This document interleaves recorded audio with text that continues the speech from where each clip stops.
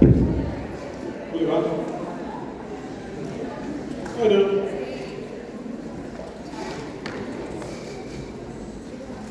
vamos a comenzar con el teórico de hoy que, según tengo entendido, empezaríamos con sesión, ¿cierto? La neurología objetiva desde la perspectiva de Freud. El eje temático en la bibliografía van a ver que tenemos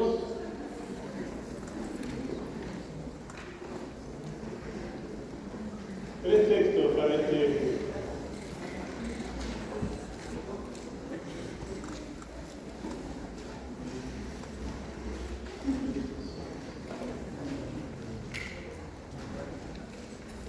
Tres textos de Freud de estos años.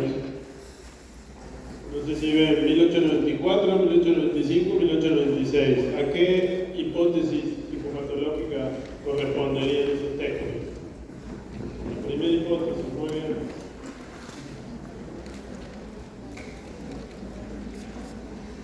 La primera hipótesis psicopatológica, que la vimos al comienzo de la materia, la denominamos en la cátedra de psicopatología la hipótesis de la defensa. Es decir, Freud tiene la hipótesis, propone la hipótesis en todos estos textos de esa época, de que los enfermos que él atendió en su práctica clínica, en su experiencia clínica, más que nada los casos de histeria, los de conversión, de representaciones, de algunas representaciones obsesivas, de algunas fobias, de la psicosis alucinatoria o confusión alucinatoria, la llama de las dos maneras, y la paranoia. Esas enfermedades, esos cuadros psicopatológicos obedecerían a la ejecución, el ejercicio de una determinada modalidad de la defensa.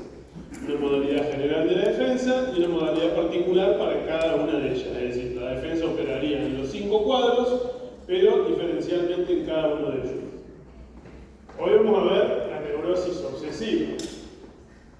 Así que no nos vamos a tener que adentrar en todas las modalidades de la defensa, pero sí en la de la neurosis obsesiva. En 1894 tenemos las puntualizaciones sobre las neuropsicosis de defensa.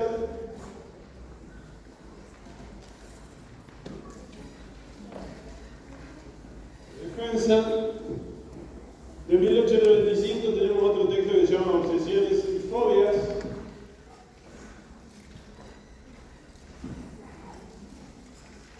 Ahí Freud se empeña en diferenciar la obsesión de la fobia. Es un texto del mismo año, pero que se publica un año después. O sea que es exactamente la misma época de la traducción freudiana. Y de 1896 tenemos las nuevas puntualizaciones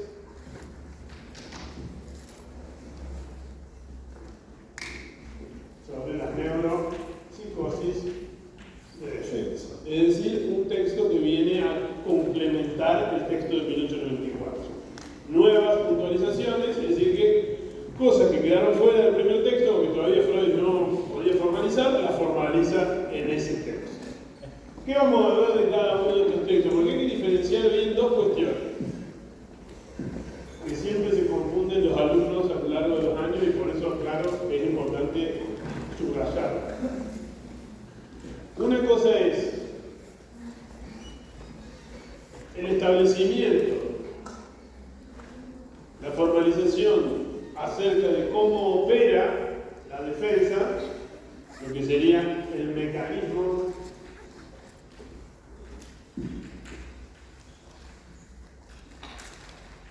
del síntoma.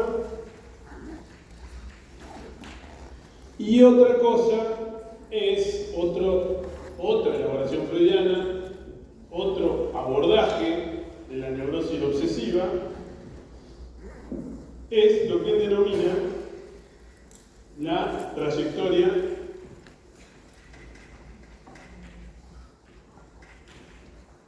típica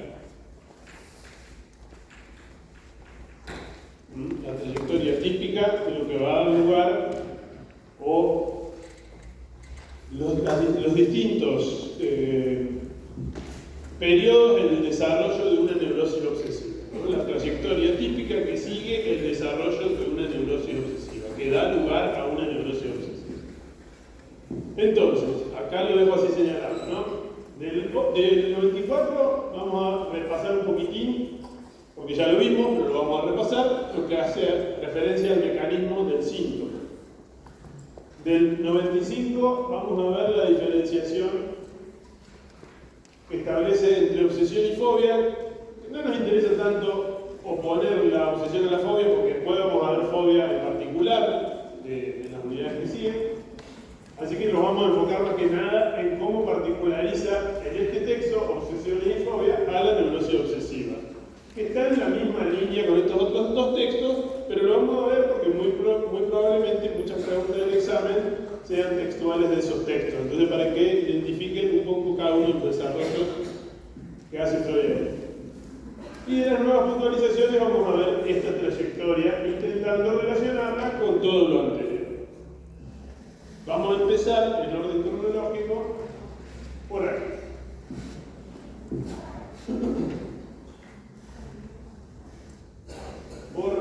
Por el mecanismo del síntoma en la neurosis obsesiva, que ustedes lo deben recordar bastante bien, porque si están todavía tomando las clases, es porque todavía no se quedaron libres, por ende, después vienen los exámenes, así que se deben acordar.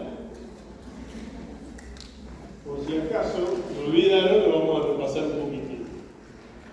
Freud dice que todas las neuropsicosis de defensa obedecen a lo que él dice un caso de inconciliabilidad de representación.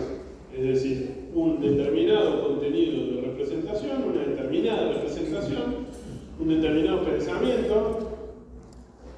Por lo general es un pensamiento relativo o relacionado a una vivencia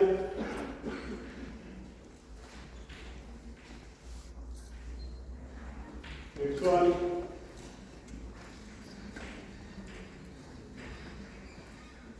infantil, ¿no? Una vivencia sexual infantil que se recuerda, una vivencia sexual infantil que se recuerda a una edad más adulta o más tardía, ¿no? Y produce y se presenta como inconciliable con el resto de las representaciones que el sujeto ha ido desarrollando a lo largo de su vida.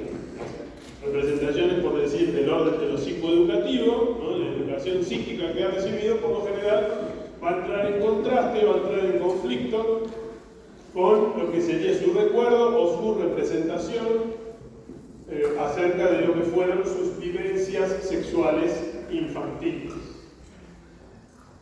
Cuando decimos vivencia sexual infantil, no nos referimos exactamente a la realidad objetiva, a lo que pasó en la materia, por decirlo así, sino a lo que el individuo, a lo que el sujeto del inconsciente, diríamos desde la perspectiva de Lacan, registró, vivenció, registró como habiendo vivenciado, inscribió como habiendo vivenciado tal o cual cosa. No necesariamente tiene que haber sucedido eso. Esa es la teoría del trauma que Freud va a ir cambiando a lo largo de la primera parte de su obra, donde él va a decir, bueno, mis histéricas me mienten. ¿Se acuerdan esa referencia de la correspondencia que veíamos al principio?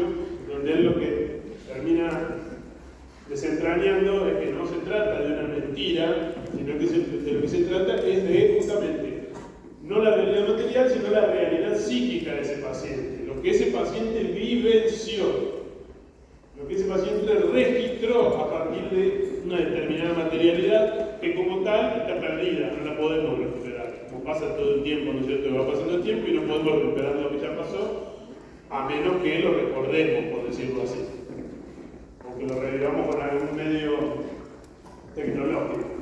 Bueno, entonces, una vivencia sexual infantil o la representación o el recuerdo de una vivencia sexual infantil se torna inconciliable, entra en estado de inconciliabilidad de representación.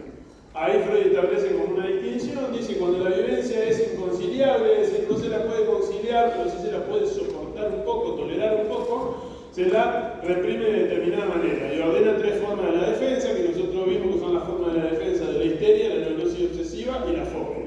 En tanto que cuando esa representación, por sus características y por las características del contexto de representación, del conjunto de representaciones conscientes que ordenan la vida de ese paciente, dice él, se vuelve, en lugar de inconciliable, intolerable, origina o da lugar a dos formas de la defensa que son mucho más rudimentarias, que no necesitan o no se ven llevadas a realizar una división, una separación, como al inicio sí lo hace el obsesivo, el histérico y el fóbico, entre el contenido ideativo y el contenido afectivo, la carga afectiva de ese contenido ideativo. Dice Freud, en los casos de la histeria, la obsesión y la fobia, la inconciliabilidad del contenido lleva a que el neurótico divorcie inicialmente el contenido ideativo del contenido afectivo. Ese es el primer paso de la defensa, que es similar tanto para la histeria, como para la obsesión, como para la fobia. En las tres se produce al inicio del mecanismo del síntoma el divorcio con objeto o para satisfacer el objetivo de la defensa.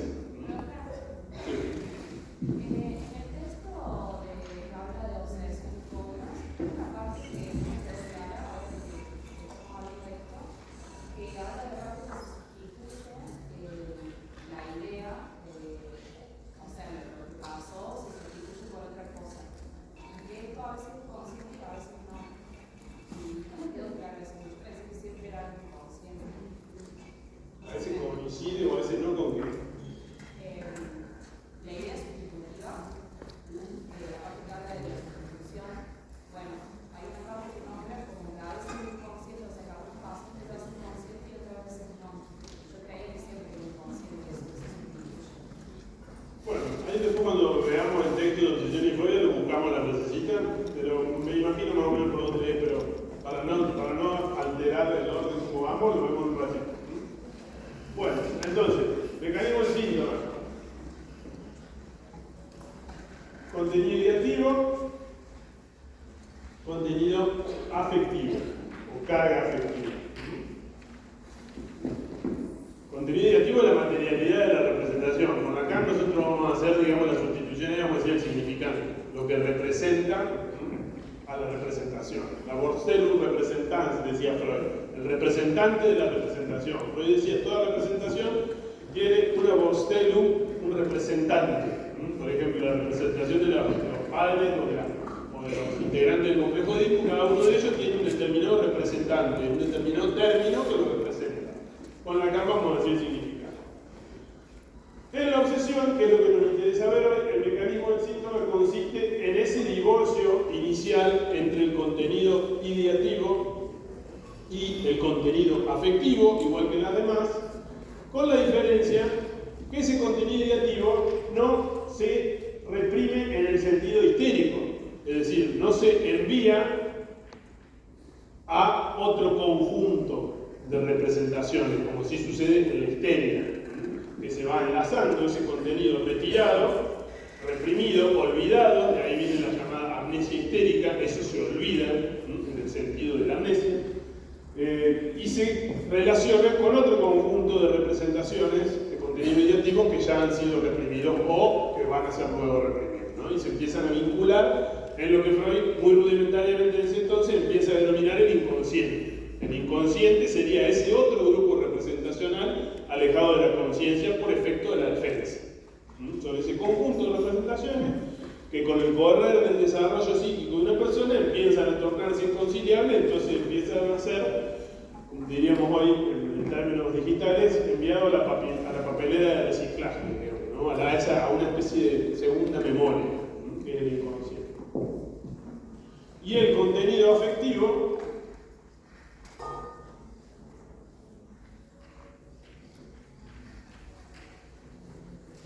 se desplaza,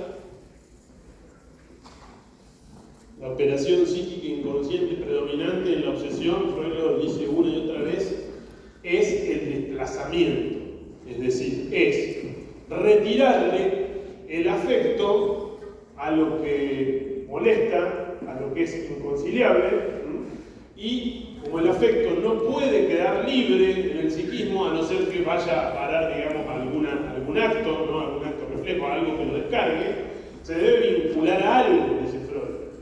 Entonces se desplaza y se vincula por falso enlace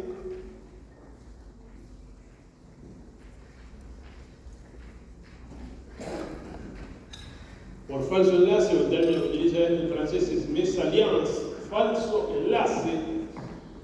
¿Por qué falso enlace? Porque no necesariamente este segundo contenido ideativo, al cual se va a vincular por falso enlace el contenido afectivo, no necesariamente tiene una relación directa con el contenido reprimido, con el contenido del cual el paciente o el psiquismo del paciente se defendió. No necesariamente, ¿por qué? Porque opera una cierta desfiguración.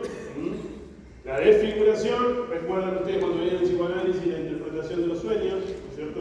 Lo vieron el año pasado, ¿no es cierto? Se ve todavía la interpretación de los sueños en psicoanálisis. Texto fundamental de Freud, donde trabaja las operaciones del inconsciente, que son la condensación y el desplazamiento, y cómo funcionan en la desfiguración del material onírico.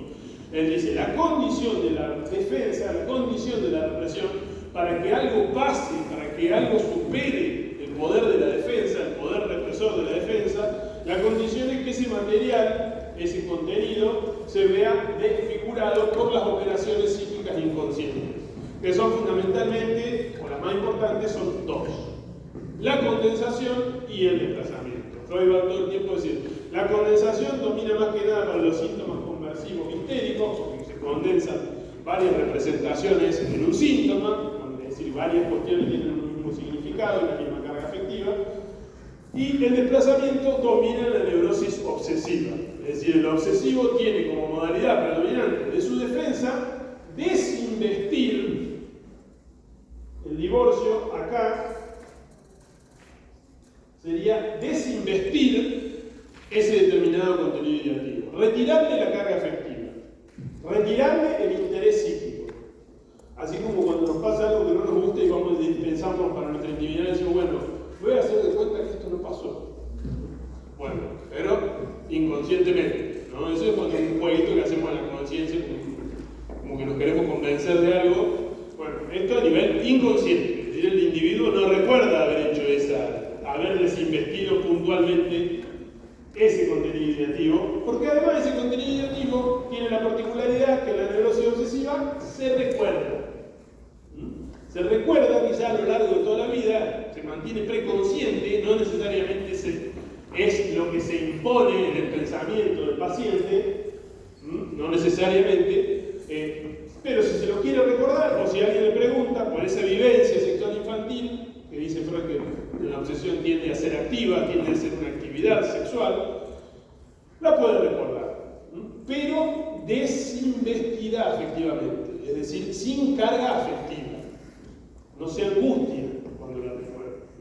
Vieron que Freud hablaba de la bella indiferencia de los histéricos, que los histéricos no se angustiaban de las manifestaciones de su psiquismo, por decirlo de alguna manera. Bueno, esa indiferencia acá en la obsesión opera de otra manera, opera desinvistiendo, retirándole el afecto.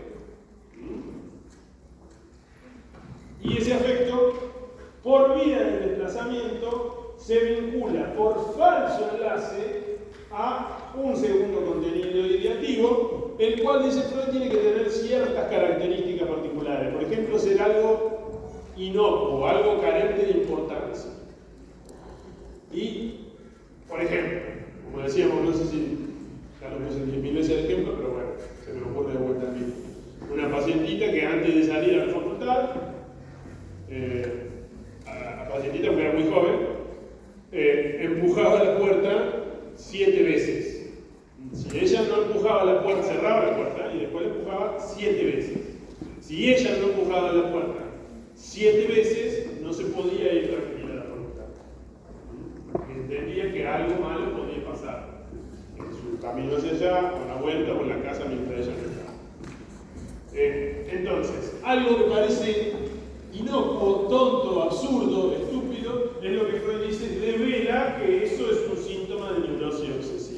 esa absurdidad, dice Freud, de la repetición de un determinado acto ritual, ceremonial o medida protectora, lo vamos a ver un poquito más en el teórico de la semana que viene, cuando veamos acciones obsesivas y prácticas religiosas, que es el texto donde Freud trabaja eso, los ceremoniales, las medidas protectoras, los rituales, que son el estereotipo de la neurosis obsesiva, ¿no? Si uno ve una película o una serie o algo donde quieren mostrarnos a un personaje obsesivo, nos muestran que alguien que tiene muchos rituales, que tiene muchas barreras, alguien como que se mueve con una jaula individual, como adentro de su propia jaula, ¿no? Con ciertas reglas que no puede trascender. Para no sentir angustia, no puede dejar de realizar ninguno de esos rituales o ninguna de esas acciones o medidas protectoras.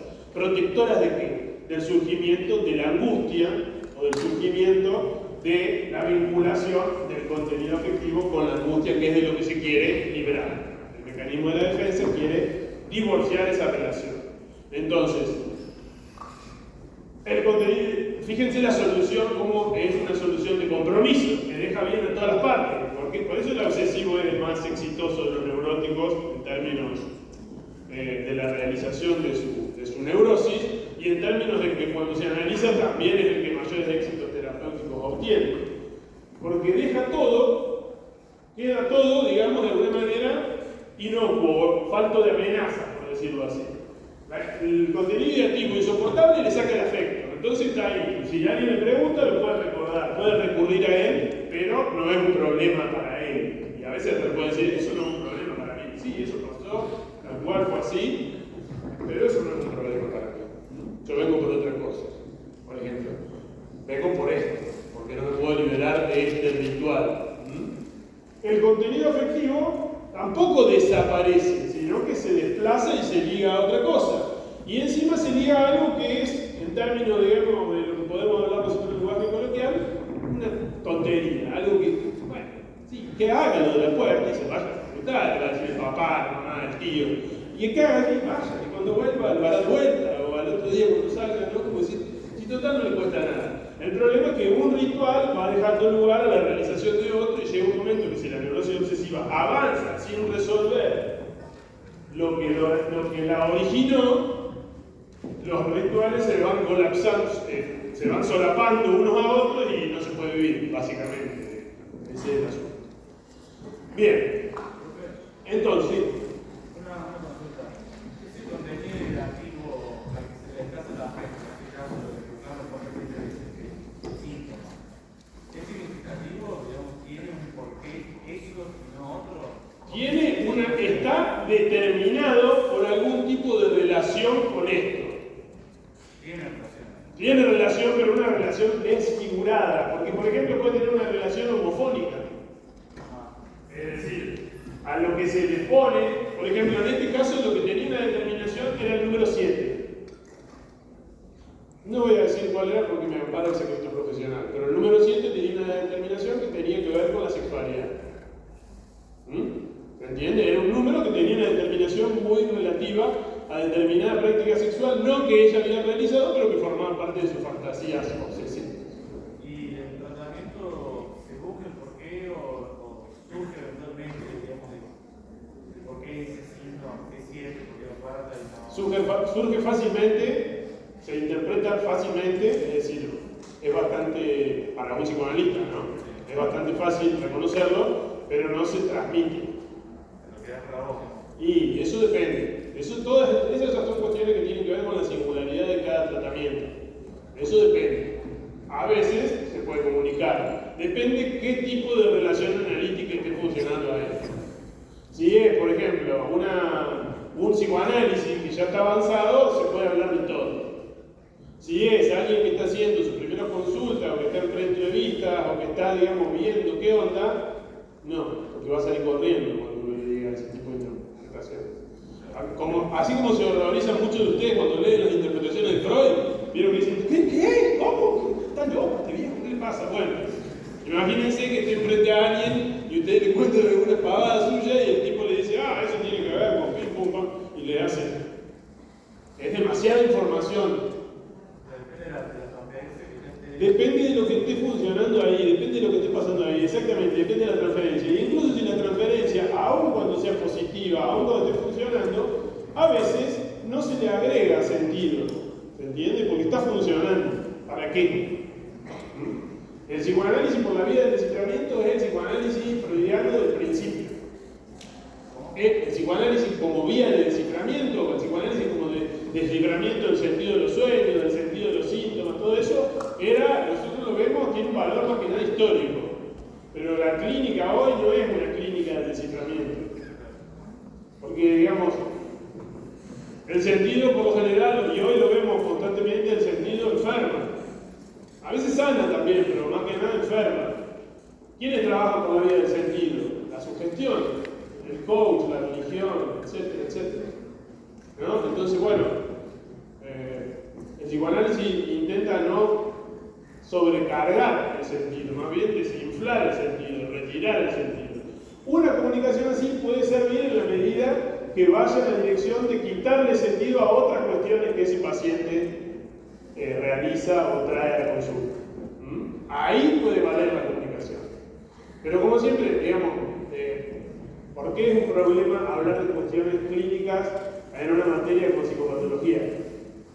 Porque, digamos, nosotros primero tenemos que aprender cómo funciona esto y después, el año que viene, cuando ven clínica, aprenden cómo tratar esto. Como las materias no están relacionadas casi una con otra, bueno, pasa lo que pasa. Pero ese es otro problema. No es un problema ni de los profes, sino de los programas, digamos, ¿no? Como las materias tienen distintas organizaciones curriculares, y bueno, para entender quizás, o para poder responder las cosas que usted está preguntando, tiene que hacer alguna materia donde se hable de clínica lacaniana o de clínica freudiana para profundizar sobre ello. ¿Se entiende? Es decir, ahí es donde podemos ver, porque la clínica del psicoanálisis es muy singular, es muy de la subjetividad de cada quien. Acá llega a decir, no existe el psicoanálisis, existen los psicoanalistas. Cada psicoanalista practica una modalidad, una forma muy singular de psicoanálisis.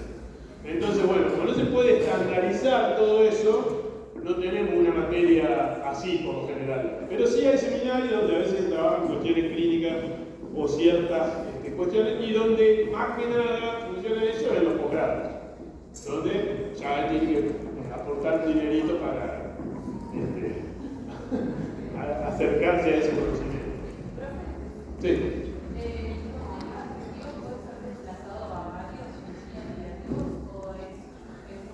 Y por lo general son distintos, digamos, si hay varios de estos movimientos, como diríamos, varios rituales, son quizás distintas representaciones o contenidos didácticos que están vinculados y cuando aparece el afecto, en cada uno de ellos va a parar algún otro, y es esto que digo, que se van sumando las medidas protectoras, sumando los rituales, sumando los síntomas.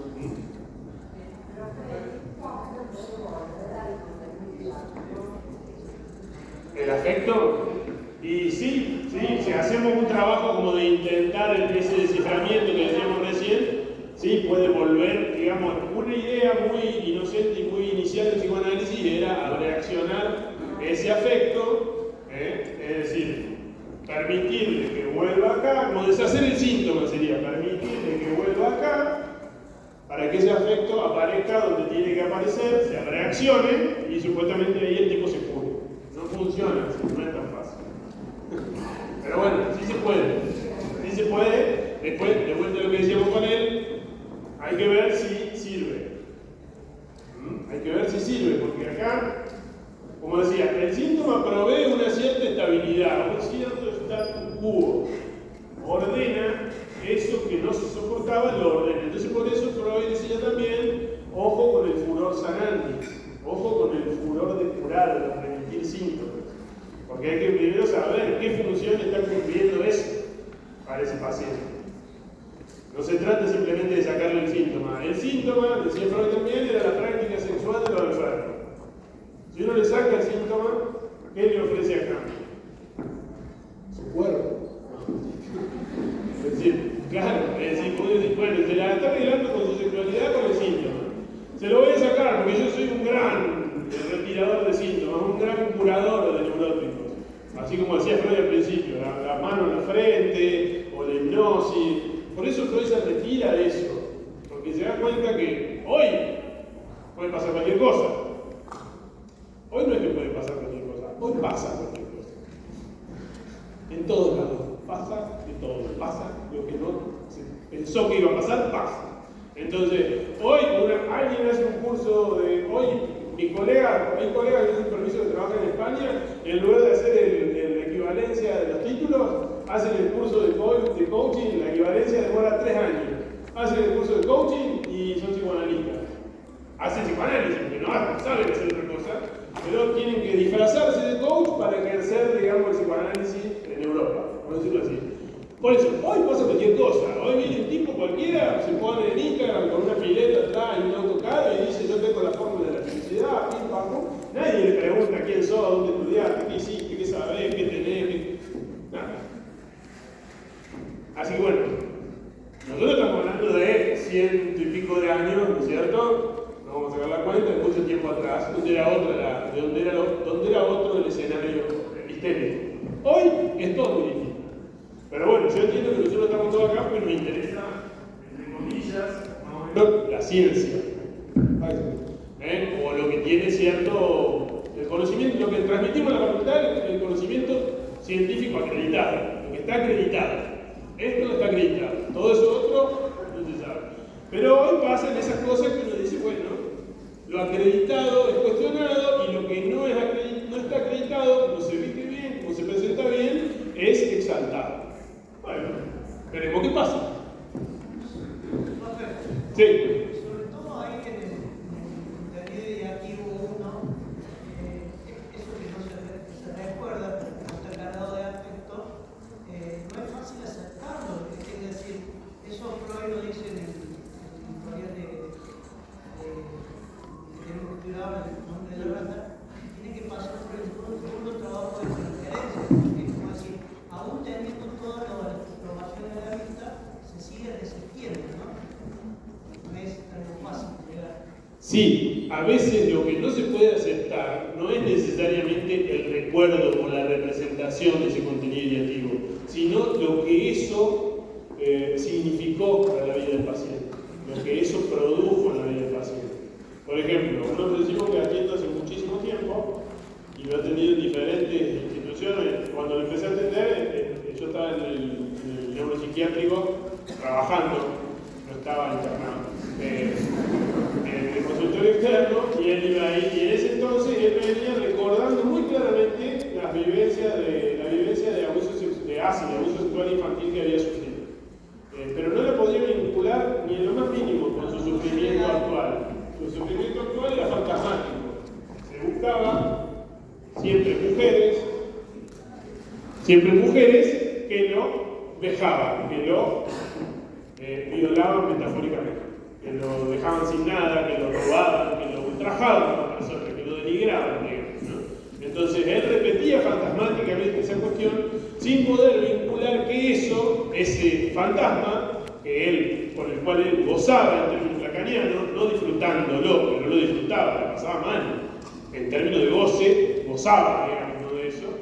En lugar de obtener placer en determinadas cuestiones, gozaba de su fantasma y no podía vincular que ese fantasma está relacionado con la escena traumática, con esa representación. Es que la recuerda, pero sin el afecto, sin el valor, sin el significado que verdaderamente tuvo para su vida.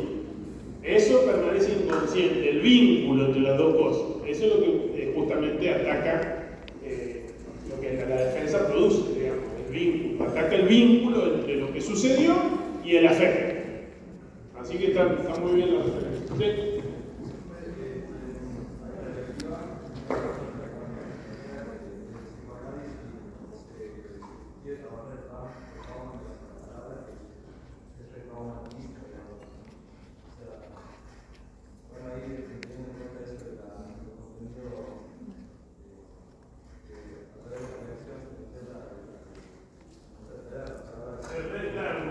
Sí, el concepto jurídico es revictimización, como se revictimiza a alguien, digamos, ¿no? Algo así. ¿Cómo se llama la materia? ¿Cómo? El cuerpo lateral, muy bien. Bueno, sí, algo de eso, por eso no necesariamente, digamos, por eso el psicoanalista no es un sádico que está todo el tiempo metiendo el dedo en la llaga. No funciona así el psicoanálisis. Digamos, es muy distinto. Es una relación muy distinta a eso. Usted tiene que recordar esto, usted tiene que simbolizar eso. Eso es un super yo, digamos, tiránico, ¿no? Y justamente el psicoanalista es más bien alguien que se siente y te escucha. ¿Se entiende? No te dice, hablemos del trauma. O no te dice, hablemos de tu infancia. O hablemos de tus padres. No. ¿De qué quiere hablar? Es así, digamos, por eso es tan lindo, porque uno va a hablar de lo que quiere. No es una entrevista, no es una indagación jurídica. ¿Se entiende? No es que lo sentaba el tipo ahí, bueno, y ahora vamos a ver esto.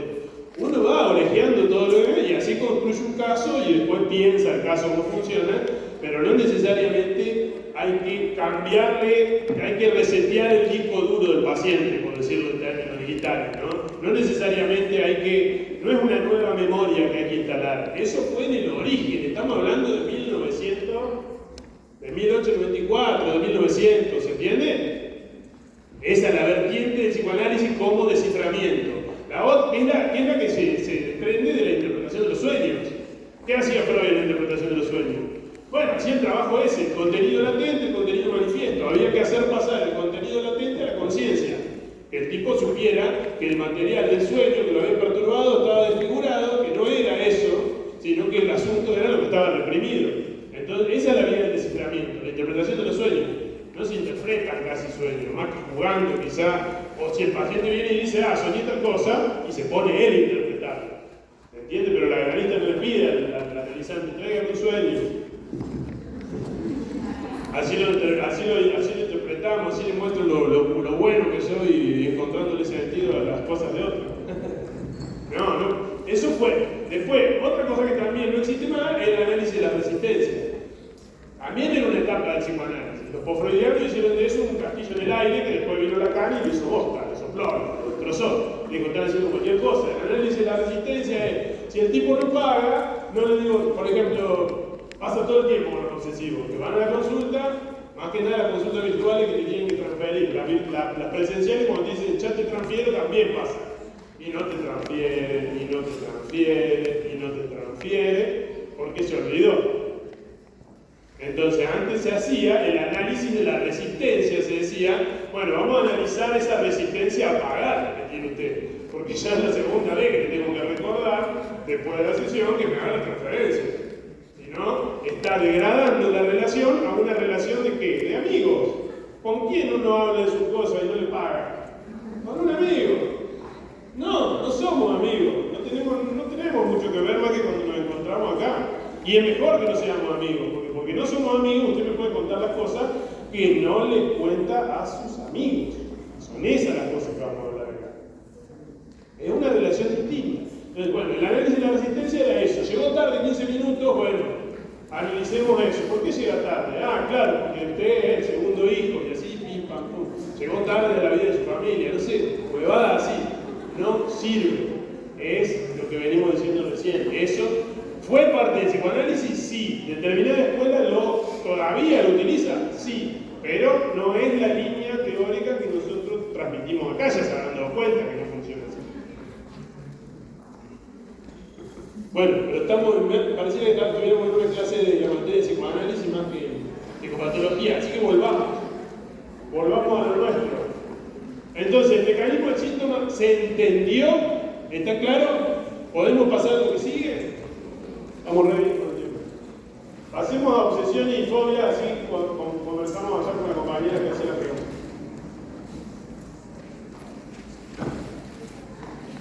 En Obsesiones y Fobias, 1895, pero escrito el mismo año que las puntualizaciones, o sea que es parte de la misma producción.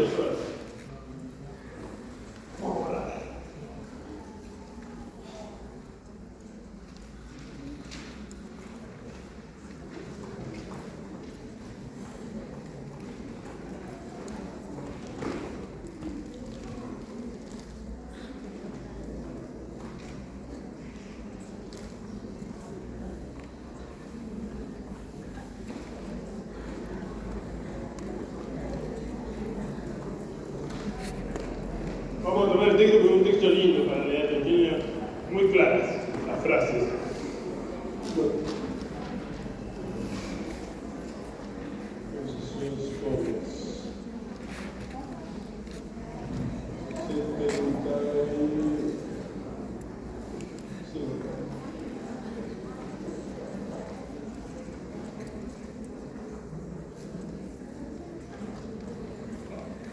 Vamos a tomar fundamentalmente la parte de la obsesión, porque para la fobia vamos a tener después las otras unidades. ¿Qué es lo central o lo diferencial?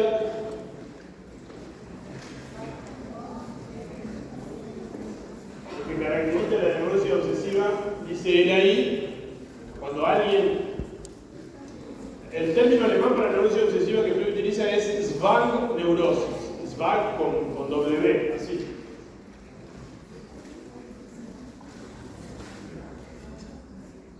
La traducción de ese término alemán, Zwang, es compulsión. Es decir, que lo que nosotros le llamamos neurosis obsesiva, si lo tradujésemos del alemán literal, sería neurosis compulsiva. El obsesivo es un sujeto que sufre de síntomas que son compulsiones. ¿Compulsión a qué? Compulsión a actuar de manera alocada, como el hombre de las ratas, lo leyeron ya, como lo van a leer ahora, que tiene que pagar una deuda, que va, que viene, una deuda que él mismo se sostiene, que tiene que viajar para hacer esto, una serie de laberintos, de acciones sintomáticas que él hace, ¿no? Compulsivamente, tomado por cierta compulsión a hacer. Pensar compulsivamente, sobrepensar las cosas, no levanten la mano porque estamos todos en eso, pero obsesivamente, siempre lo mismo, una y otra vez. Compulsivamente pensar una y otra vez lo mismo, sobrepensar una y otra vez lo mismo. Coleccionar cosas es un síntoma obsesivo. Los coleccionistas, decía Freud, es un Don Juan reprimido, es decir, alguien que dejó de conquistar sexualmente, dice Freud, a sus semejantes, empezó a coleccionar, a guardar cositas. Ahí está su placer sexual sublimado, sustituido, digamos, ¿no? Las colecciones de estampillas, se decía antes. ¿Sí? Colecciones de billetes, algo más cochino que un billete, digamos, para guardar, bueno, se coleccionan billetes. Y así sucesivamente. Los coleccionistas, algunos son grandes neuróticos obsesivos. No todos, pero bueno, puede ser un signo. Dice Freud entonces, en la obsesión se trata de dos asuntos. Una idea, la idea obsesiva, que se impone. El paciente puede decir, yo no quiero pensar en eso, pero se me impone, me viene a la mente. No puedo dejar de pensar en eso. ¿Vieron cuando nos pasa algo así que nos traumatiza, que no podemos dejar de pensar en eso? Bueno, el obsesivo, con esa idea, que es sustituto de otra cosa, porque es efecto del mecanismo del síntoma, se ve obsesionado. Eso se le impone una y otra vez. No lo deja dormir, no lo deja disfrutar de nada. Y dice él, dos cuestiones. La idea que se impone y un determinado estado emotivo.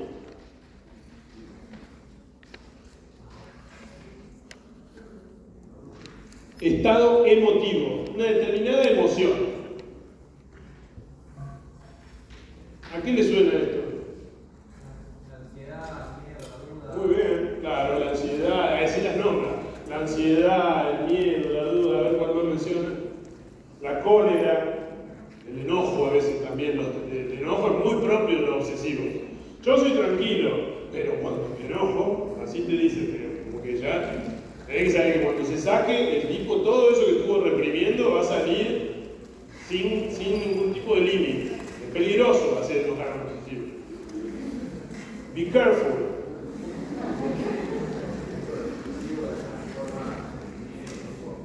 Sí, hasta que no es fuerte, más. Claro, porque digamos, lo que Freud denomina, él llama ya lo vamos a dar una trayectoria típica, no nos demoremos tanto en esto, si no nos va a llegar, porque hay muchos que tienen que ir tempranito, y es importante que lo veamos. Freud llama la denominada escrupulosidad moral, el exceso de moral, una moral muy escrupulosa, intachable. Eso es característico de lo que Freud llama los síntomas de la defensa primaria de la obsesión. Lo vamos a ver cuando veamos la trayectoria típica. En el caso de las relaciones de todo tipo, el caso del hombre de las ratas, el estado emotivo, ¿cuál es? Déjenme pensar, a ver, hace mucho que no.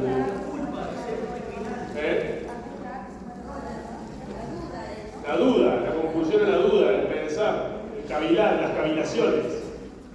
Uno y otro, 1, 2 todo el tiempo, los síntomas de eso todo el tiempo, 1, 2, pone la piedra, saca la piedra. La mujer amada y la mujer que conviene. Estudiar o no estudiar, digamos, amar al padre o matar al padre. Pagar o no pagar, amar al padre, amar a la amada y que lo torturen al padre con la tortura de las ratas. ¿Se entiende? Espiar mujeres desnudas o no tener ningún trato con las mujeres. Bueno, todo el tiempo él está en 1, 2. El mecanismo de la compulsión de la duda, ya lo vamos a ver un poquito más. El remordimiento es otro estado emotivo. Pero bueno, cuando yo decía que... Sí.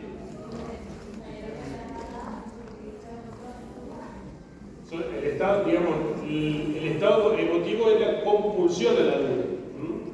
Pero también el estado emotivo puede ser el temor a que hay que ver, digamos, el texto textualmente que plantea Freud, pero podemos decir que el temor a que al padre se le produzca la tortura de las ratas que le había contado el capitán Cruel, que no tiene nada que ver con el padre, la tortura, digo, el capitán Cruel sí, por algo, digamos, él se siente, digamos, de alguna manera en transferencia con lo que el capitán Cruel dice, por algo él toma las palabras del capitán Cruel como con valor, pero no tiene ningún asidero realista eso, porque el padre del hombre de las ratas, ¿dónde estaba? Muerto. Entonces, ¿quién lo iba a torturar? ¿Dónde? No es que el hombre de la rata pensaba, bueno, no, está en el paraíso, fue al cielo y ahí lo van a torturar, o fue al purgatorio. No, él sabía que estaba muerto. ¿Se entiende? Es una absurdidad. Es algo absurdo, una preocupación absurda. Ahí lo que él desarrolla es el temor. El estado emotivo es el temor. Si él no paga la deuda, va a pasar tal cosa. Ahí, por ejemplo, el temor. Hay que ver, hay varios estados emotivos. En el caso del hombre de la rata, porque es un caso largo y que es muy florido. Tendremos que ver. Me parece que podemos pensarlo por el lado del temor, fundamentalmente.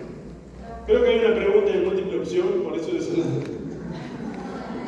¿cuál es el estado emotivo? Porque veo en el curso de verano, creo que hay una pregunta así. Pero no, cuando yo le decía, ¿a qué le suena esto? Estado emotivo, la idea que se impone es contenido ideativo y contenido afectivo. Es lo mismo. Lo que en el otro texto él llama contenido ideativo, contenido afectivo, acá le denomina estado emotivo y la idea que se impone, que sería el contenido ideativo 2, la idea que se impone, ¿no? El secundario, el sustitutivo, el síntoma.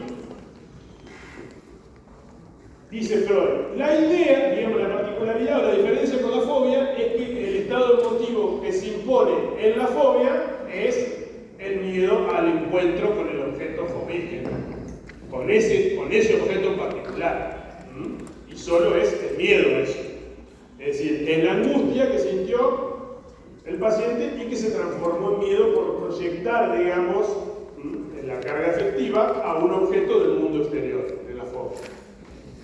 Hace un abuso del mecanismo proyectivo, como lo hace el paranoico, no tan abusivo el uso de la proyección, pero sí a un determinado objeto de su entorno. Cuando veamos el caso Juanito van a ver que él teme o tiene miedo a que los caballos que él veía salir de una carrocería que había frente a su casa se tumbaran, se cayeran.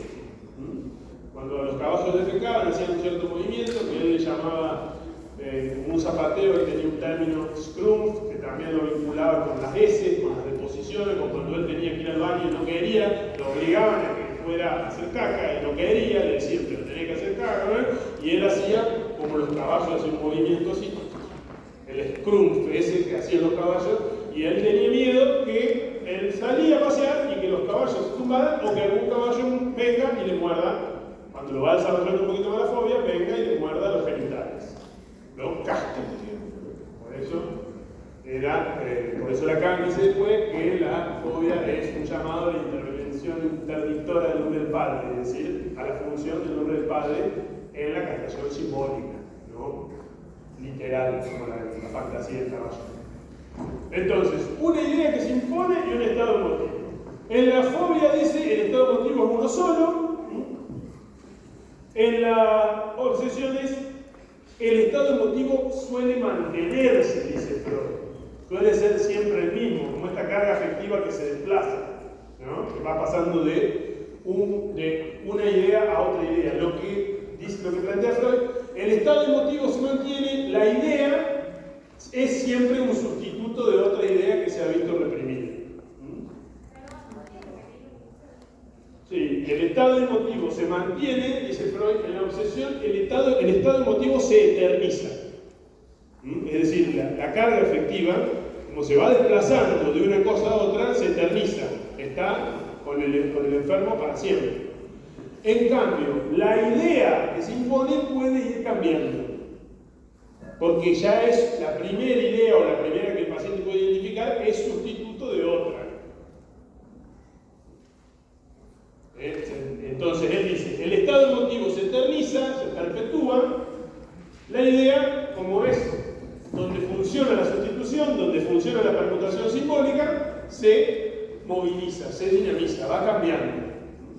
Por eso le sacamos un síntoma a un paciente, así digo, irónicamente le sacamos un síntoma a un paciente y aparece otro, y así sucesivamente, digamos. Por eso no hay que apurarse, por eso le dice, ojo con el furor sanante. Y él le decía a Jung y a Bloiler, que eran sus amigos, sus discípulos, que después lo traicionaron, les decía, me llama la atención lo rápido que curan ustedes a sus pacientes, porque ellos habían dicho que habían curado a un juez que se llamaba Otto Gross, y Freud cuando le habían dicho, lo tuvimos internado en la clínica, lo curamos, etc., pero, y lo dejamos ir a su casa, qué sé yo. Y Freud dice, me llama la atención lo rápido que curan a sus pacientes, ustedes los jóvenes, qué rápido que curan, qué bien, los felicito, irónicamente, pero Freud era tremendo con esas cosas. Al tiempo, Otto Gross, psicótico, se muere en la calle de frío, viviendo como una persona sin hogar, digamos, completamente delirada. Entonces, a eso se refería Freud. Lo curaron rápido para decir que lo curaron, para vanagloriarse de que lo curaron, y después el tipo se terminó muriendo a un puente. Y era el hijo de un curista muy famoso de Alemania, que no era alguien que estaba en situación de calle, alguien que termina en situación de calle por haber sido curado exitosamente por estos muchachos, por estos jóvenes muchachos.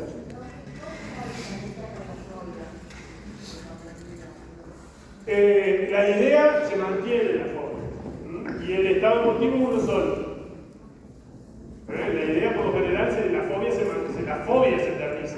¿Se entiende? La fobia se eterniza. No sé, a ver, hay fobias que están bastante justificadas, como a las serpientes, o a las arañas, o a las ratas. Está justificado que te cause impresión, que te cause alguna sensación desagradable. Lo que quizás es neurótico es que vos no vayas a salir de tu casa porque ahí está anunciada tormenta y cuando hay tormenta aparecen las arañas. Entonces, como van a salir las arañas, entonces no me muevo de mi casa. Eso sería una fobia. Que te desagrade las arañas, sería una persona que no le gustan las arañas. Y ya, ¿no? Porque te desagradan las serpientes, que pueden ser que también, bueno, las serpientes, las ratas son todos animales que tienen una connotación religiosa, inclusive. Acuérdense que es la serpiente la que le ofrece a Adán un santo del conocimiento. Bueno, vamos, mecanismos. Entonces, todo el motivo, quiero pasar rápido por esto porque no es muy importante, cuando lo lean van a ver que es fácil y es más importante la trayectoria típica, por eso voy rápido. La diferencia sería el mecanismo psicológico, dice Freud. La idea cambia, pero el estado emotivo permanece idéntico. Permanece siempre idéntico porque dice Freud, el estado emotivo del paciente nunca se rechaza, nunca se refuta. Si alguien les dice que está angustiado, no tienen que convencerlo de que no está angustiado, de que no está ansioso, porque el estado emotivo, dice Freud, siempre es justificado. Por ejemplo, esta chica tenía un determinado estado emotivo, ¿no es cierto?, de remordimiento, de preocupación, si no hacía eso tantas veces. Ese movimiento ritual es falso, es sustituto es desfigurado, es un engaño. Es para que la conciencia no recuerde lo otro. Por eso es un síntoma de defensa. Pero el estado emotivo, no. El estado emotivo es verdadero, está justificado. El remordimiento, la preocupación no será por dejar la puerta abierta, es por otras cosas que quizás no puede asumir o no puede recordar. Pero, o no puede recordar con el afecto, puede recordar solo la representación. Pero lo que plantea Freud, el estado emotivo siempre está justificado, siempre obedece a una justificación que el paciente desconoce.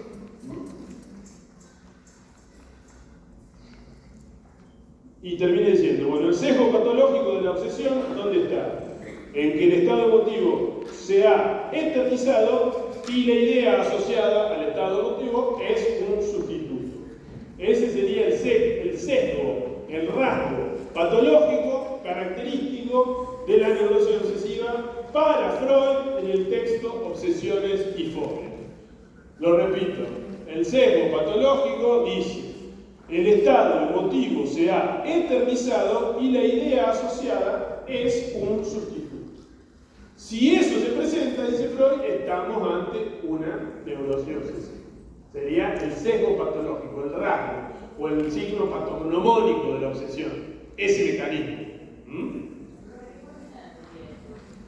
¿En qué página? Y acá tenemos... ¿Cómo? ¿Perdón? La página. ¿Cómo? 76. Ahí está.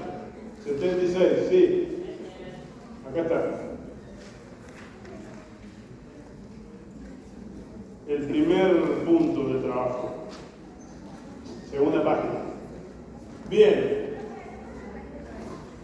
El sesgo patológico de la obsesión es que el estado emotivo se ha eternizado y la idea asociada al estado emotivo es un sustituto de otras ideas anteriores, que son las que se vincularon, las que generaron originariamente ese estado emotivo.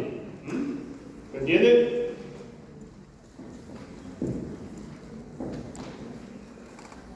Pasemos a TT, la trayectoria típica. TT digo porque yo tengo anotado TT por todos lados. ¡Qué noche, TT!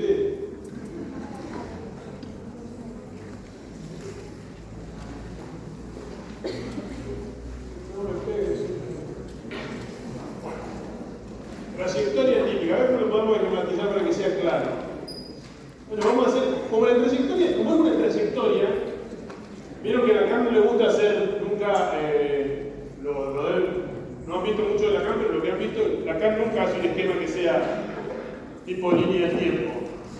Esto arranca acá y termina acá. Lacan cuando tiene que explicar algo, dice, no, esto hace así.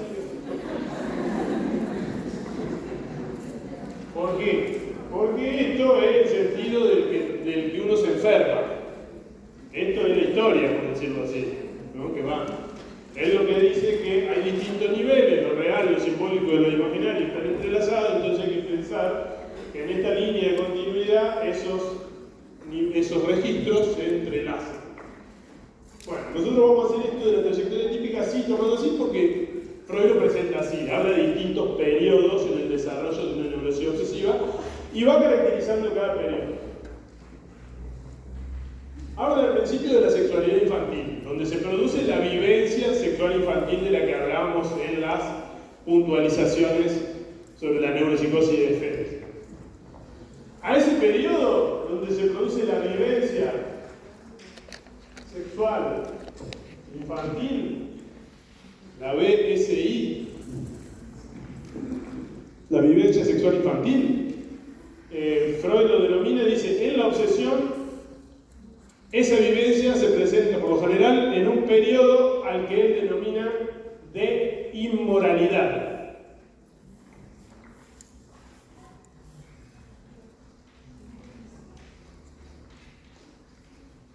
Es el hombre de las ratas enseñándole sus genitales a la gente que entraba a su casa, ¿no? Es el hombre, le llama inmoralidad infantil. No le importa, no le da vergüenza la sexualidad, digamos. Es un periodo, después lo obsesivo es alguien justamente completamente vergonzoso, ¿no? Pero Pero en ese periodo, o lo que viene plantea Freud, es que los obsesivos en su infancia han pasado por un periodo de inmoralidad infantil. Y la clínica lo demuestra que así funciona. ¿Sí?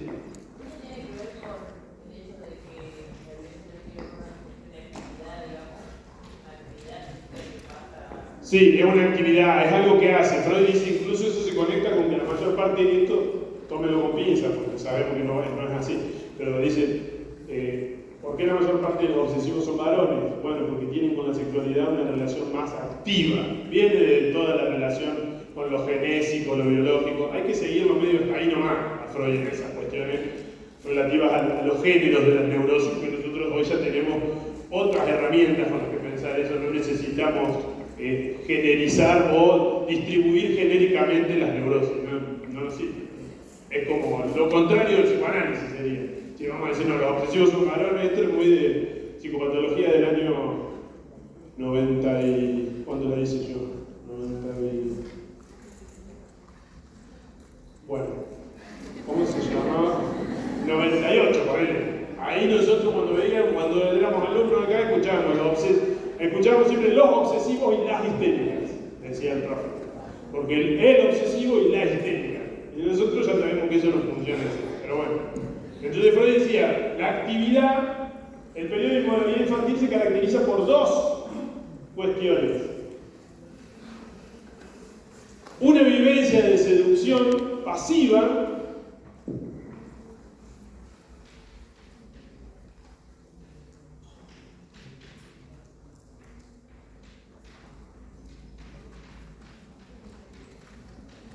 esencialmente pasiva. ¿Por qué? Porque el niño no busca ese encuentro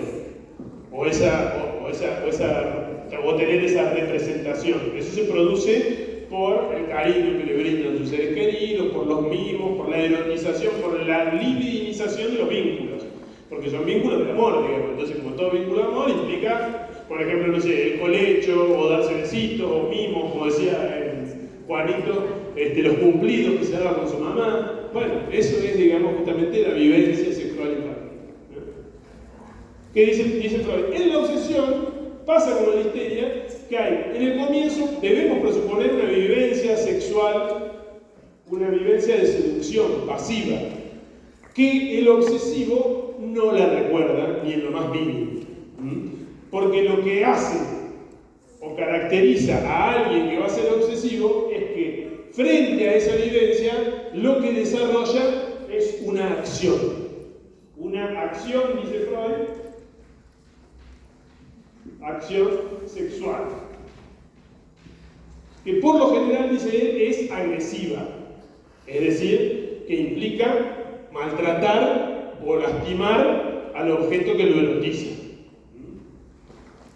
Por ejemplo, siempre el profe Argañará que teníamos contaba el chiste de la elefanta y la hormiguita, lo he escuchado 1000 veces, pero bueno, lo vamos a repetir de vuelta en el momento estándar del profe, déjenlo. Va la elefanta cruzando el arroyo o el río y un hormiguito que no puede cruzar, digamos. Podríamos hacerlo al revés, pero bueno, no va a pegar mucho. El hormiguito no puede cruzar, dice, ¿me cruzás? Bueno, subiste, el elefanta, el tipo se sube, se agarra de la elefanta, lo van cruzando el río y en un momento los movimientos lo van llegando que quede como agarrado de ciertas partes genitales de la elefanta y bueno, el fantasma se apodera de su psiquismo y está gozando sexualmente el tipo. La hormiguita en un momento como pisa una piedra, el elefante pisa una piedra, algo así, y pega un grito, chilla o hace no sé cómo hace el elefante. Y el tipo, el hormiguito, dice así, musita, bajito, dice, sufra, mamita, sufra. Porque él está con su potencia de hormiguito. Es la vivencia sexual del coito como un acto agresivo, es una fantasía sexual infantil. Es una de las teorías sexuales infantiles, es decir, el niño cuando se representa la escena sexual de los padres, o cuando la espía, o cuando la oye, o cuando, ¿no es cierto?, cuando espía con las orejas, o cuando abre la puerta y los encuentra, se representa que ahí está pasando algo, ¿no es cierto?, complicado, tipo agresivo, que se están dando con toda mal. Bueno, no tiene las herramientas para entender que esa es la forma que nosotros los humanos obtenemos placer sexual. Lo registra como un acto agresivo sobre el objeto. Entonces, Frente a esa vivencia de seducción, la tapa, la olvida, la reprime, realizando acciones sexuales agresivas sobre su objeto. Puede ser también sobre sí mismo.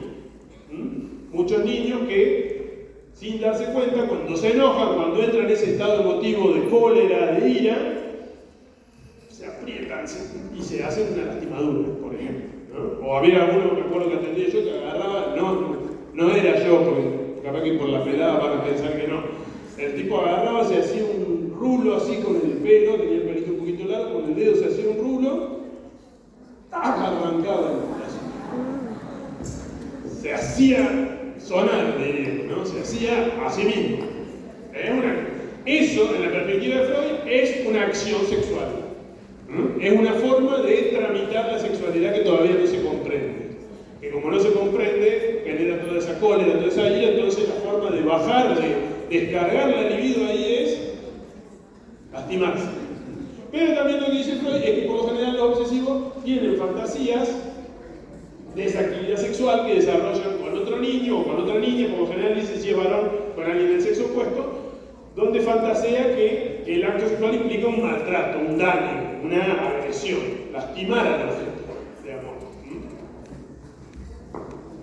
Esto sí se recuerda, porque es una actividad sexual. Vieron que Freud siempre dice, como dice pegan a un niño, ¿cuál es la etapa que no se recuerda de la fantasía? La masoquista.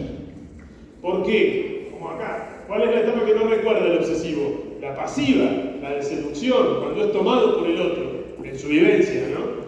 Esa no se recuerda. ¿Por qué dice Freud que eso no se recuerda, que eso se tiende a reprimir? Porque es muy intenso libidinalmente. Y esa sobrecarga libidinal hace que sea reprimido en el inicio del psiquismo.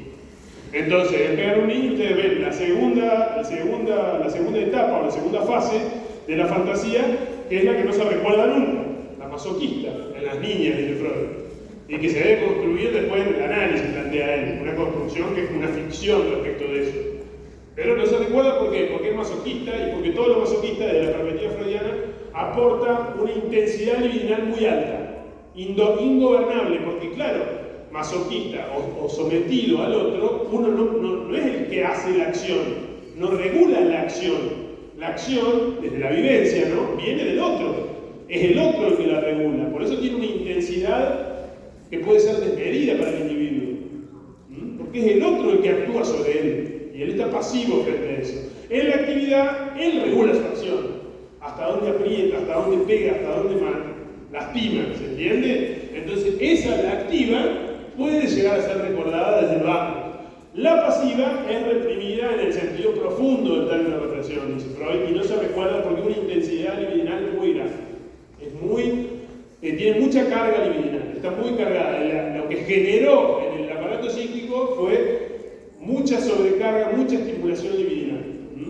Indominable, inmanejable, porque justo el que regula esa acción no es él, sino el que lo está sometiendo, por decirlo así. Entonces, frente a esto, dice Freud, frente a esa acción sexual agresiva,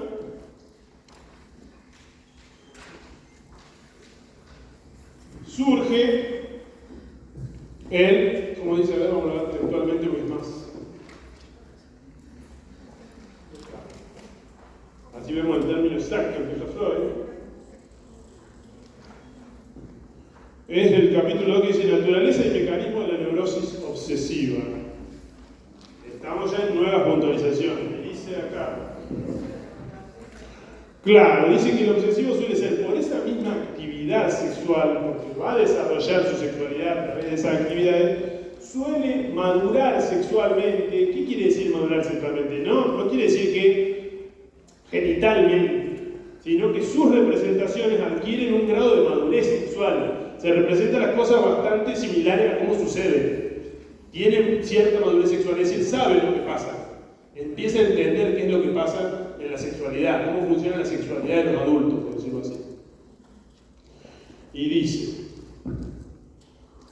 pone término a este periodo el ingreso, a menudo anticipado, en la maduración sexual. Ahora, el recuerdo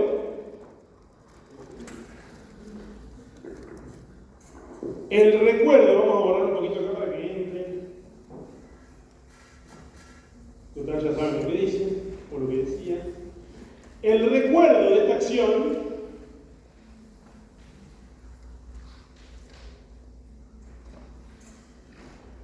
acción no de la vivencia inicial, hace surgir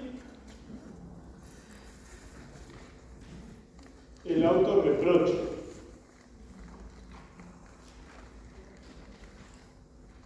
El autorreproche acerca de la acción. ¿Por qué hice eso? Y ese autorreproche, es decir, ese autorreproche vinculado al recuerdo, da lugar a lo que vamos a llamar el tercer periodo de los llamados síntomas o surgimiento de los síntomas de la defensa primaria. ¿Cómo decía acá?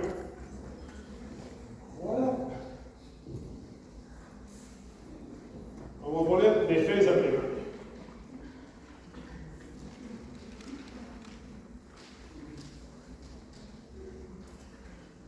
Los síntomas característicos de esa defensa primaria no son síntomas en el sentido histérico del asunto, incluso tampoco quizá lo sean propiamente en el sentido obsesivo, porque son determinados rasgos o características de personalidad que se repiten en los sujetos obsesivos. Por eso dice Freud, esto que se repite tantas veces tiene que ver con que sirve a la defensa.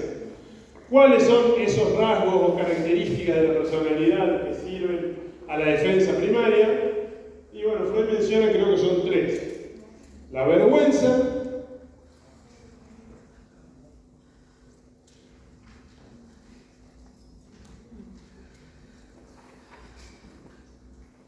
lo que mencionábamos recién, con la compañera que mencionábamos por ahí, la escrupulosidad moral, la exageración, el desarrollo exagerado de su moralidad.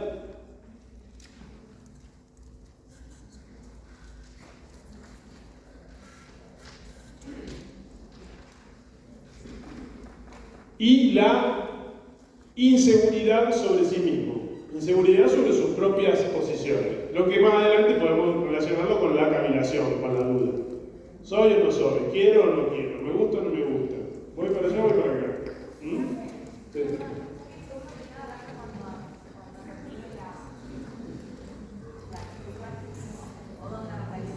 El segundo periodo es el surgimiento del recuerdo con el autorreproche pegado.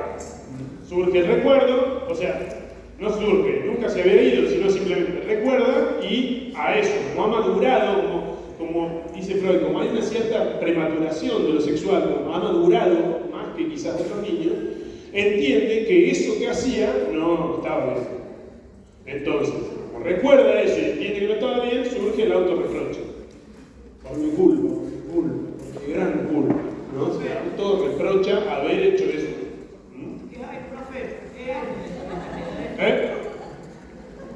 Entendí mal, me parece. A ver. Surge ahí a los 4 o 5 años, el recuerdo, o en la adolescencia. Me parece que entendí mal. Yo pensaba que el recuerdo surgía en la adolescencia. Y sí, puede ser, dependerá de cada caso eso, pero sí, por lo general, dice que lo puede despertar, dice Freud, es alguna perturbación en el desarrollo inicial de la sexualidad. No recuerdo si lo dice este texto en otro lado. Es el efecto que él llama todo el tiempo Nachtraging. El tiempo en el cual eso surge es relativo a cada individuo. Puede haber quien madure sexualmente antes, quien después, pero él dice que lo que caracteriza al obsesivo es que madura sexualmente muy tempranamente. Si se interesa por lo sexual, muy tempranamente. Acá y allá.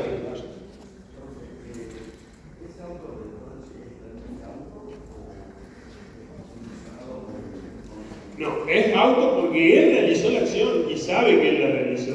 Lo que no sabe es que la realizó para tapar la vivencia de seducción infantil inicial.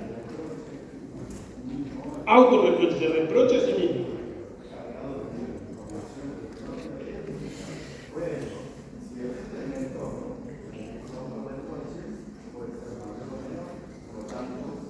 Freud decía que las personas educadas en ambientes rurales tenían menos posibilidades de contraer neurosis.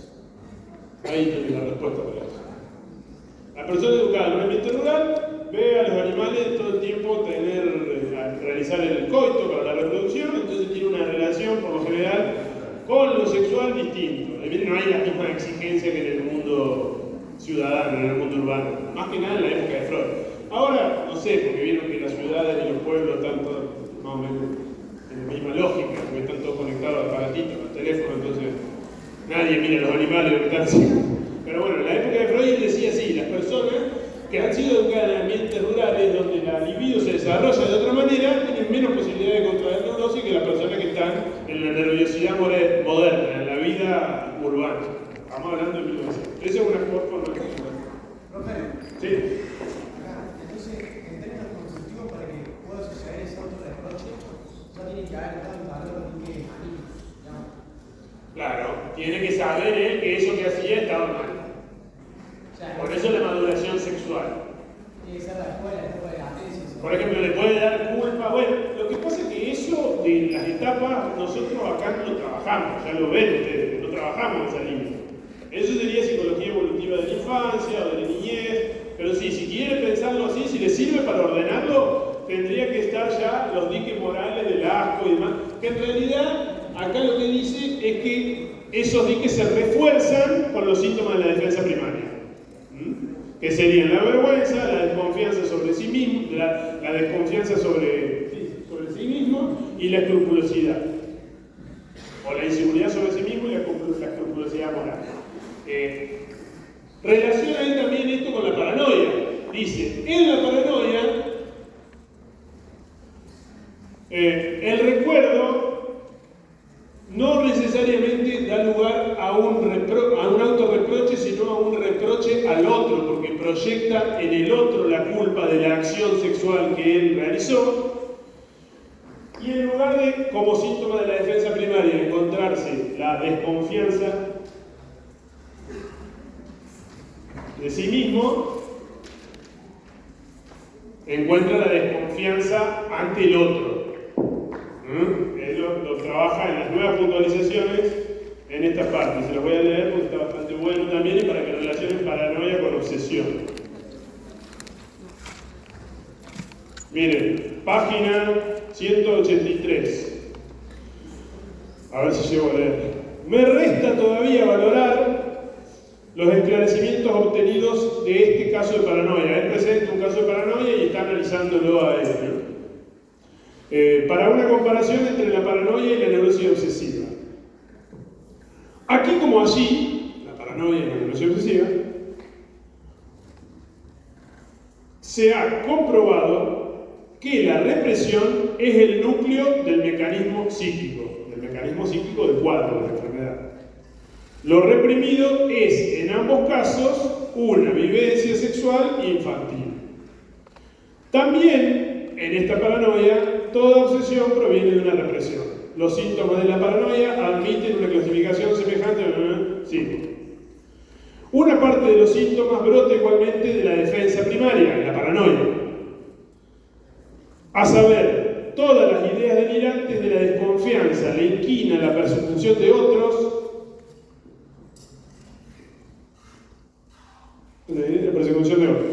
En la neurosis obsesiva, el reproche inicial ha sido reprimido, desalojado, suplantado por la formación del síntoma defensivo primario, la desconfianza sobre sí mismo, sobre sus propias capacidades.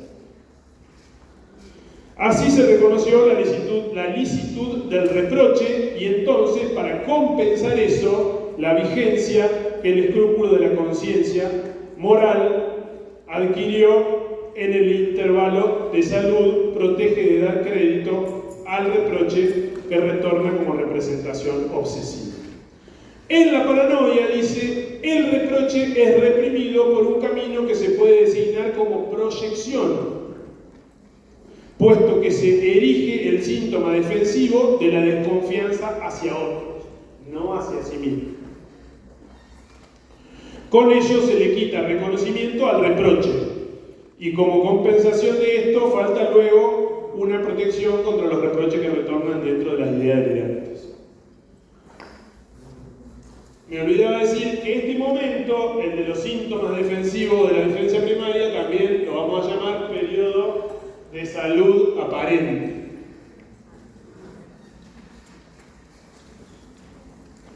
¿Por qué de salud aparente? Porque estos no son síntomas sino rasgos de su personalidad. Parece sano, pero muy moral, muy inseguro, muy desconfiado de sus propias posibilidades, muy vergonzoso, pero en apariencia no es un obsesivo.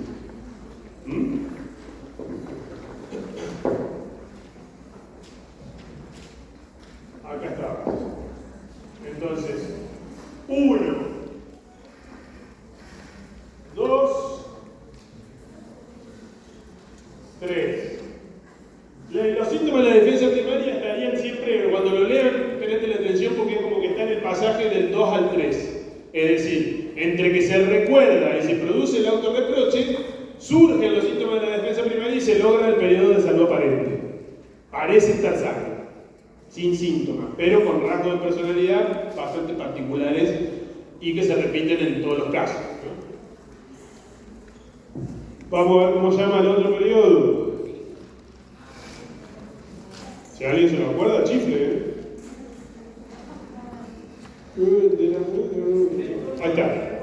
Pasamos, dice, el periodo siguiente, el de la enfermedad, vamos a decir acá,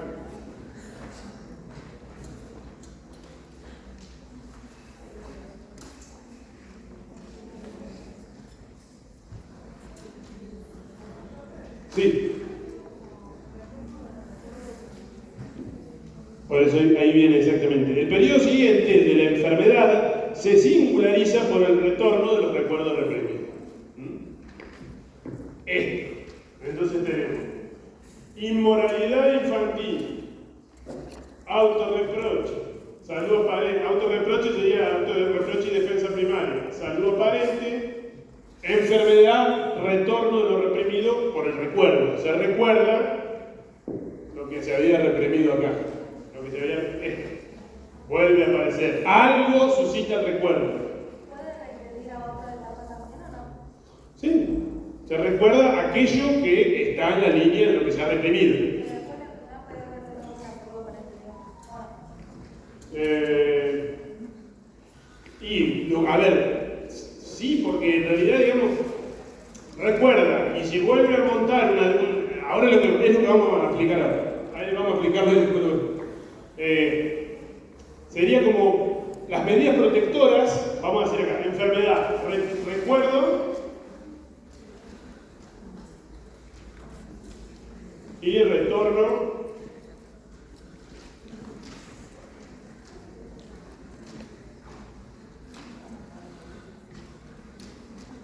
de lo reprimido. El recuerdo sería el retorno de lo reprimido. Y frente a ese recuerdo, acá, frente a este recuerdo que generó el autorreproche, se montaron los síntomas de la defensa primaria que eran tal. Frente a esta enfermedad que aparece a través del recuerdo, que es una forma de retorno de lo reprimido, da lugar a los síntomas de la defensa secundaria, que en este caso serían las medidas protectoras, es decir, todo lo que el obsesivo empieza a desarrollar para protegerse del recuerdo. Es una nueva, vamos a decir acá, síntomas de la defensa secundarios, que es lo que vamos a ver la semana que viene cuando veamos los ceremoniales, las medidas protectoras, los rituales, las acciones, las prácticas que obedecen a la hegemonía de la llamada omnipotencia de pensamiento del obsesivo, que es algo que Freud en Totem y Tabú, creo que no lo tiene más al capítulo 4 de Totem y Tabú en el apunte, si no también lo pueden ver, es algo que caracteriza al animismo, al pensamiento mágico. Entonces, es lo que dice Freud. El obsesivo piensa o reproduce inconscientemente una etapa del desarrollo del pensamiento de la humanidad. Eso es lo que trabaja Freud en Totem y Tabú. Es decir, el obsesivo reproduce la omnipotencia del pensamiento, el ensalmo a través de los pensamientos. Si pienso tal cosa, va a pasar tal otra. Si pienso en las mujeres que espié cuando se cambiaban, en las ratas, le va a pasar algo a mi amada. Si no pago la deuda o si tal o cual cosa, ¿no? Le va a pasar algo a mi papá, la fantasía del capitán Trueno. Es decir, que el pensamiento tiene un poder mágico. Está sobreinvestido el desarrollo del pensamiento. Por eso los obsesivos suelen ser personas intelectualmente muy argumentativas, que tienen mucho para decir acerca de casi todos los temas del mundo. Porque piensan y sobrepiensan una y otra vez todas las cosas. A veces no saben nada de nada, pero creen que saben todo. Esa es su particularidad. Entonces, periodo de inmoralidad infantil caracterizado por una vivencia de seducción pasiva que no se recuerda, que está profundamente reprimida, que sería lo que haría de relación, o que pondría en relación la histeria con la obsesión. Por eso Freud dice la obsesión es un dialecto de la histeria, es la lengua madre de la histeria, el conflicto psíquico, la represión, etcétera, etcétera, pero se habla distinto, tiene otras reglas, por eso un dialecto. Se desprende de una lengua madre, que sería la neurosis histérica, pero tiene otras reglas. Entonces, periodo de inmoralidad infantil, vivencia pasiva de seducción y acción agresiva o acción sexual agresiva sobre el objeto, ya sea la realidad o la fantasía. Recuerdo el segundo momento implica el recuerdo de esa acción sexual agresiva y el concomitante autorreproche, lo que da lugar a los síntomas de la defensa primaria: vergüenza, escrupulosidad moral y desconfianza sobre sí mismo, que caracterizarían la entrada en el tercer periodo, que es el periodo de la salud aparente. Se supone que ahí está sano, no tiene síntomas, son rasgos de su personalidad, son características. ¿Qué pasa? Si algo, que esto va bien con lo que decía el compañero, si algo del ejercicio de la sexualidad, digo, es muy probable que es algo que podría pasar en la adolescencia, también en la pubertad, digamos, depende de cuando se presenten situaciones de juego sexual o de alguna práctica sexual. Algo suscita el retorno de lo reprimido, es decir, el recuerdo de la acción, y es lo que caracteriza el periodo de la enfermedad propiamente dicha, que da lugar al desarrollo de los síntomas de la defensa secundaria, que serían las medidas protectoras. ¿De qué lo protegen? Como al cristiano, persignarse lo protege del diablo, al obsesivo, las medidas protectoras lo protegen del surgimiento de la angustia vinculada a ese recuerdo. Entonces, a través de la medida protectora, él se protege de la angustia correlativa a ese recuerdo, del malestar que genera ese recuerdo. Entonces, si, no sé, reza 10, por eso es que dicen la neurosis obsesiva es una suerte de religión privada. El neurótico obsesivo, a través de su pensamiento, realiza alguna suerte de ensalmo contra sus propios demonios, contra el recuerdo de sus propias prácticas sexuales, que reprueba con el correr del tiempo a partir de la madurez que adquirió. Entonces de eso se protege a través de los ceremoniales. La semana que viene, creo que voy a volver a venir a la tarde, así que está bueno porque me gusta que se hablar con la misma gente, si no me empiezo a deschavetar. La semana que viene vamos a ver lo que continúa, que sería acciones obsesivas y prácticas religiosas. Freud compara la obsesión, es decir, la religión privada, con la religión colectiva, social.